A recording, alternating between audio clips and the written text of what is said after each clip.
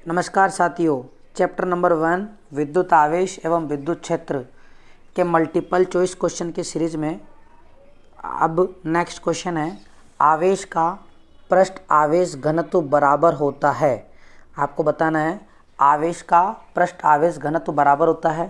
पहला ऑप्शन है कुल आवेश गुणा कुल क्षेत्रफल, दूसरा ऑप्शन है कुल आवेश बटा कुल क्षेत्रफल, तीसरा ऑप्शन है कुल आवेश बटा कुल आयतन और चौथा ऑप्शन है कुल आवेश गुणा कुल आयतन।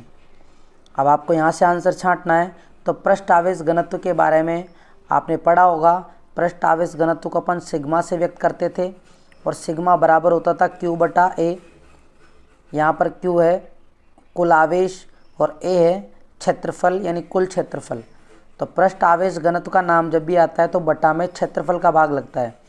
तो पहला ऑप्शन में तो गुणा हो रहा है तो पहला ऑप्शन नहीं होगा। सी ऑप्शन में आयतन का भाग लग रहा है तो ये भी नहीं होगा और इसमें आयतन का गुणा हो रहा है तो ये भी नहीं होगा। तो हमारा सही आंसर जो होगा क्षेत्रफल का भाग लगेगा तो कुल आवेश में कुल क्षेत्रफल का भाग लगेगा, वही हमारा सही आंसर है। तो इसका सही आंसर है ऑप्शन नंबर बी।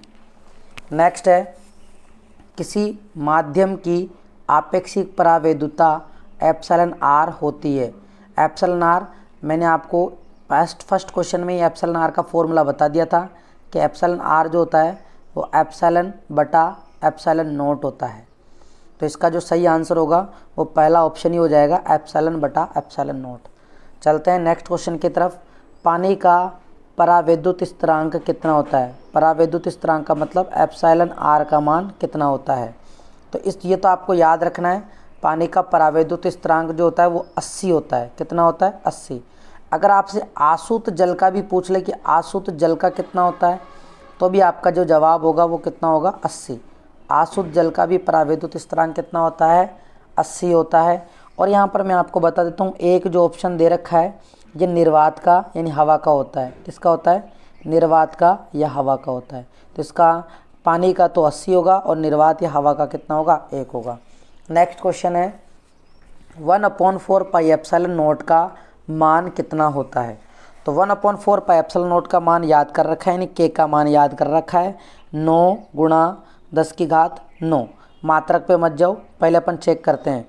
10 की घात 9, 10 की घात 9 दे रखा है क्या? तो पहले ऑप्शन में 10 की घात 9 दे रखा है, दूसरे ऑप्शन में 10 की घात -9, तीसरे में 12 और चौथे में -12। तो इसका मतलब प्लस का 9 आना चाहिए। तो प्लस का 9 तो पहले ऑप्शन में आ रहा है, तो इसका सही आंसर क्या होगा? ये होगा। और इसके बाद में ये मात्रक। ध्यान देना, एक और इम्पोर्टेंट बात बता रहा हूँ। यदि आप लोगों को 10 की घात ऐसे मान लीजिए, अगर ये ऑप्शन में ऐसा भी आता 9 गुणा 10 की घात 9 और दूसरे ऑप्शन में भी 9 गुणा 10 की घात 9 आता, तो आपको मात्रक को गौर से देखना पड़ेगा और मात्रक चेक करना पड़ेगा। तो एप्सिलॉन नोट यहाँ पर 1/4 एप्सिलॉन नोट का मान आ गया और ये जो मात्रक है वो न्यूटन मीटर स्क्वायर बटा कूलाम स्क्वायर है, यानी कूलाम Nm² C-2। C-2 दे रखा है। तो C-2 ये कैसे आया? आपको कूलाम बल का सूत्र आना चाहिए। जैसा कि हम जानते हैं कि कूलाम बल का सूत्र F बराबर K Q1 Q2 बटा R² होता है।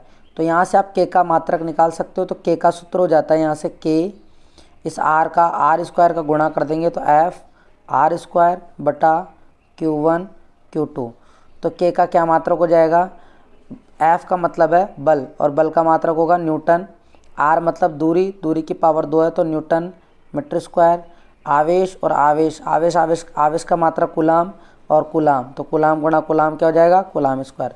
तो K का जो मात्रक आएगा वो न्यूटन मीटर स्क्वायर बटा कूलाम स्क्वायर आएगा। ठीक है, तो ये भी याद रख लेना है आप लोगों को। नेक्स्ट क्वेश्चन है 9वां, निम्नलिखित में से कौन संबंध सही है? आपको सही संबंध बताना है। पहला ऑप्शन दे रखा है E बराबर F बटा Q, दूसरा दे रखा है E बराबर Q गुणा F और तीसरा दे रखा है E बराबर Q बटा F और चौथा दे रखा है ये दे रखा है। ठीक है, अब इसमें से आपको संबंध सही बताना है। तो मैंने आपको अभी इनसे पिछले क्वेश्चनों में बताया था कि E बराबर जो होता है वो F बटा Q होता है, F बटा Q होता है। तो F बटा Q, इसी से तो अपन मात्रक निकालते हैं न्यूटन बटा कूलाम। तो हमें तो पहला ऑप्शन ही सही दिख रहा है, तो इसका सही संबंध जो है पहला ऑप्शन ही है, E बराबर F/Q। नेक्स्ट है आवेश की विमा होती है। आवेश की विमा क्या होती है, तो विमा बतानी है आप लोगों को। तो विमा बताने के लिए आपको फॉर्मूला पता होना चाहिए कि Q बराबर IT। Q बराबर क्या हो जाएगा, IT। Q बराबर IT है, I यहाँ पे विद्युत धारा है, तो विद्युत धारा की विमा होती है A, और T टाइम है, टाइम की विमा होती है T। तो इसकी जो सही विमा होगी AT। आवेश की विमा क्या होगी, AT। तो इसका 10वें का आंसर होगा A। नेक्स्ट है एप्सिलॉन